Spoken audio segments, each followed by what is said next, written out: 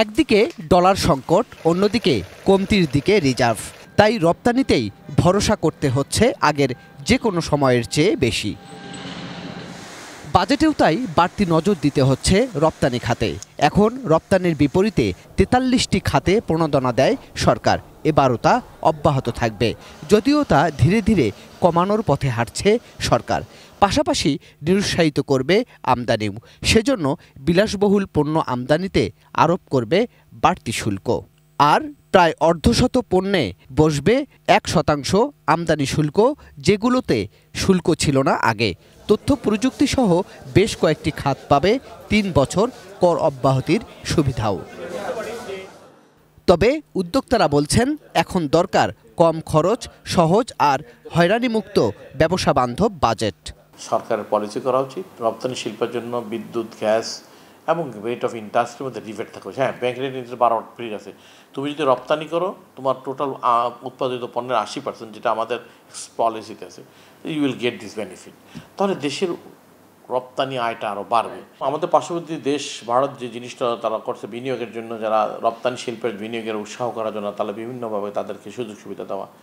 যেরকম আপনার rate of interest ব্যাংকের ঠিক আছে 13%, যদি ইফ ইউর এক্সপোর্ট আমি 5%, গভর্নমেন্ট সেখানে সাবসিডি দেবে। করোনার সময় যেভাবে আমাদেরকে করা হয়েছিল, ঠিক আছে। তুমি যদি বিদ্যুৎ বিল দাও তো এক্সপোর্টের জন্য, সেটা করা হোক। কারণ আমার এক্সপোর্ট বাড়লে তো বিদ্যুতের বিল আমি টাকা পাবো, সেই টাকা আমি সেটেলমেন্ট করতে পারবো। এক্সপোর্ট রপ্তানি শিল্পের জন্য স্পেশালাইজ কিছু করা উচিত। আর স্থানীয় শিল্পের তো ডলার সংকট। এখন ডলার যখন ডলারের দাম যতই বাড়ুক তাতে কোনো অসুবিধা নেই। যদি ডলার বাজারে যদি অ্যাভেলেবেল থাকে, সেক্ষেত্রে কিন্তু আনহেলদি কম্পিটিশন হবে না। সেখানে কোনো ব্যাংক এখনকার 120 টাকা বিক্রি করলে কেউ 125-28 বিক্রি করবে না।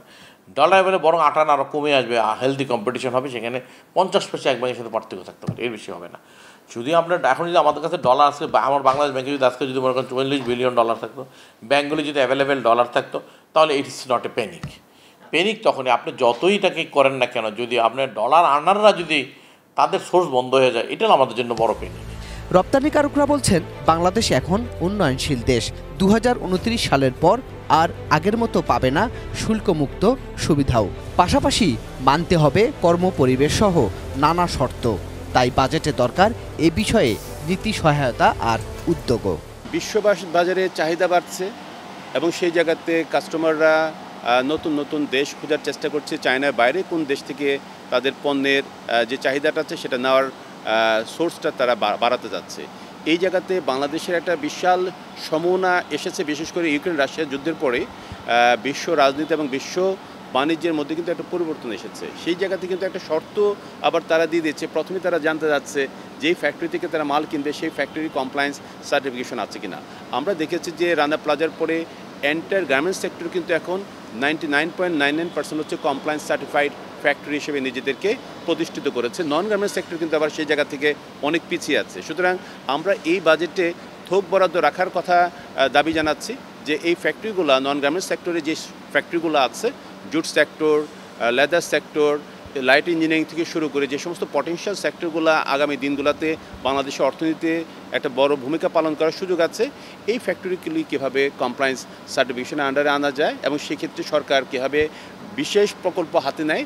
দ্বিতীয়ত হচ্ছে আমাদের এলডিসি গ্র্যাজুয়েশনের পরে বেসিক প্রোডাক্ট করে আমরা কিন্তু সার্ভাইভ করতে পারবো না।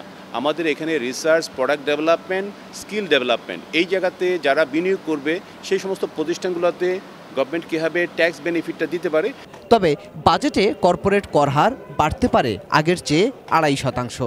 তাছাড়া যেসব খাত সুবিধা পেয়েও ভালো করতে পারছে না, কমবে তাদের সুযোগ সুবিধাও। গোলাম কাদের রবু, এটিএন নিউজ, ঢাকা।